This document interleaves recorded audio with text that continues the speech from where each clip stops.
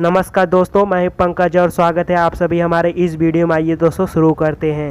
भोजपुरी के trending star Khesari Lal ji का बहुत ही बढ़िया सॉन्ग आप लोग के बीच और सैड सॉन्ग, दर्दनाक सॉन्ग आप लोग के बीच रिलीज हुआ है team Bhojpuri official YouTube channel द्वारा। दोस्तों आप सबको बता दूं कि जिस गाने का नाम है सेनुरा अलगा ए जान करा दी, इस गाने का ऑडियो सॉन्ग को लेकर और गोलू राजा का सॉन्ग्स को लेकर बहुत ही बीच में बहुत ही बड़ा कॉपीराइट के बारे में बहुत ही बवाल हुआ था।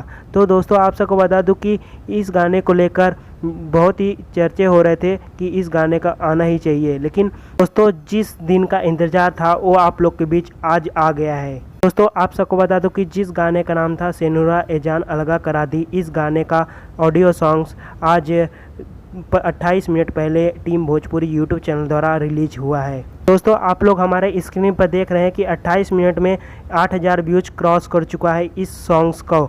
आप लोग को बता दें कि इस गाने को कितने लोग सुनने वाले हैं, हमारे नीचे कमेंट बॉक्स में ज़रूर बताइए और ज़्यादा से ज़्यादा चैनल को सब्सक्राइब करें, बेल आइकन वाली घंटे को दबा दें। फिर मिलते अगली वीडियो में कोई अन्य खबर के साथ।